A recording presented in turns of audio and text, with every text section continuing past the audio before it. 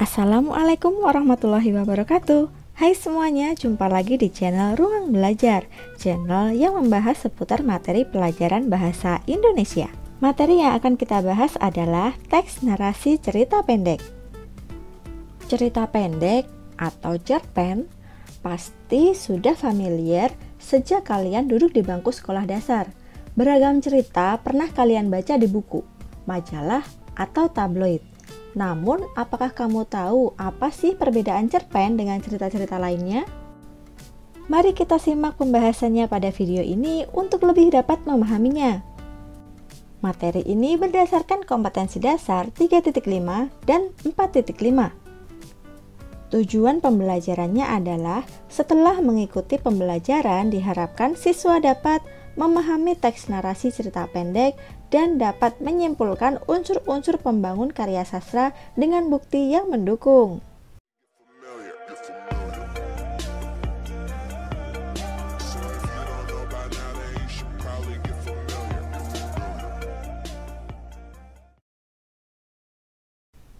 Seperti yang sudah kalian ketahui, cerpen atau cerita pendek adalah kisahan pendek kurang dari 10.000 kata yang memberikan kesan tunggal yang dominan dan memusatkan diri pada satu tokoh dalam situasi atau peristiwa berdasarkan KBBI 5. Pada umumnya, isi cerita pendek berpusat pada satu tokoh dan situasi tertentu, di mana ada puncak masalah atau klimaks dan penyelesaiannya.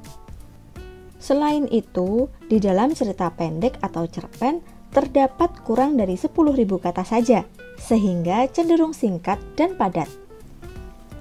Oleh karena itu, muncullah ungkapan bahwa cerpen bisa dibaca sekali duduk.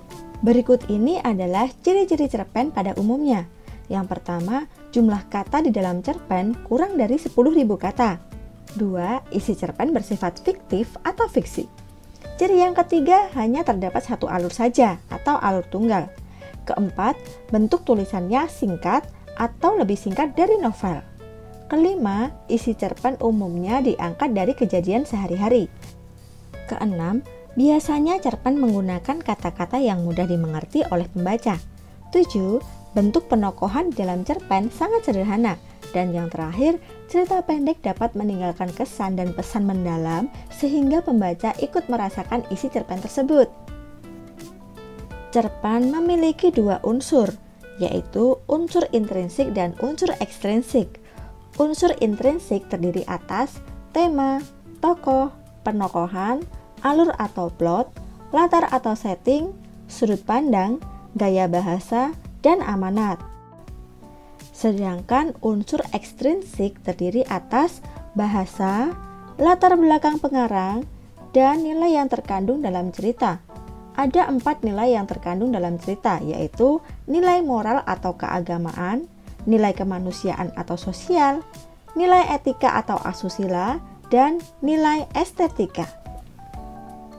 Unsur intrinsik yaitu unsur pembangun yang berasal dari dalam cerita. Unsur intrinsik yang pertama adalah tema. Tema adalah gagasan pokok cerita.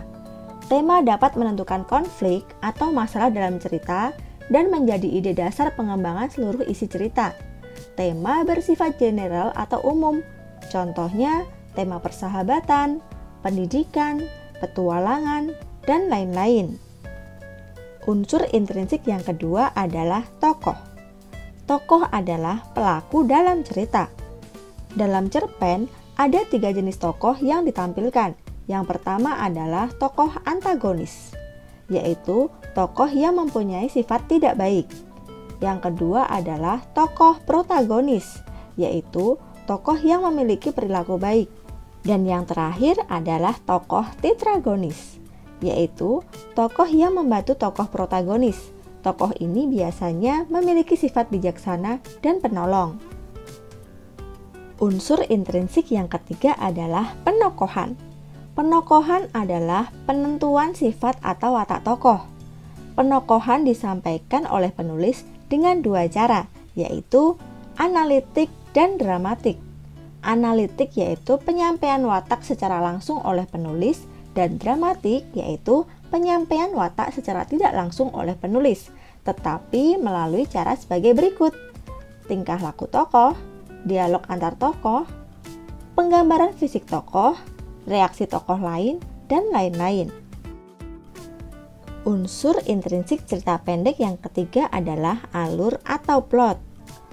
Alur adalah urutan atau jalannya cerita dalam cerpen yang disampaikan oleh penulis. Ada 5 tahapan alur, yaitu perkenalan, penampilan masalah, klimaks atau puncak masalah, anti klimaks, dan penyelesaian. Dan ada 3 jenis alur, yaitu alur maju, alur mundur, dan alur campuran. Kalian tentu saja sudah paham kan? Unsur intrinsik yang keempat adalah latar atau setting.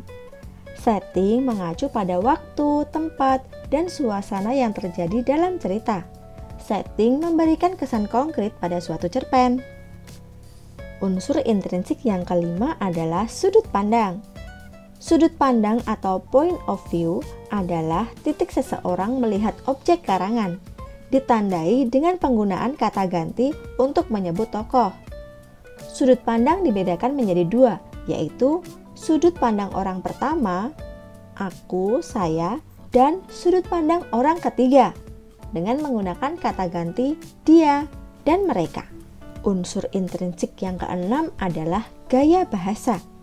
Gaya bahasa adalah ciri khas pengarang dalam menyampaikan cerita, seperti penggunaan diksi, majas, dan pemilihan kalimat di dalam cerpen. Unsur intrinsik yang terakhir adalah amanat. Amanat adalah pesan yang terkandung dalam cerita. Di dalam sebuah cerpen, amanat disampaikan secara tersirat dan tergantung pemahaman pembaca tentang isi cerpen tersebut. Materi selanjutnya adalah unsur ekstrinsik. Unsur ekstrinsik adalah unsur pembangun cerita pendek yang berasal dari luar cerita. Yang pertama adalah bahasa. Bahasa ini adalah bahasa yang digunakan oleh pengarang dalam menceritakan cerita. Yang kedua adalah latar belakang pengarang yang mempengaruhi isi dan gaya penceritaan pengarang. Dan yang terakhir adalah nilai yang terkandung dalam cerita. Di dalam setiap karya sastra termasuk cerpen, terkandung beberapa nilai yang dapat diteladani atau dipetik hikmahnya. Adapun nilai-nilai tersebut antara lain nilai moral atau keagamaan, yaitu nilai yang berkenaan dengan Tuhan dan agama.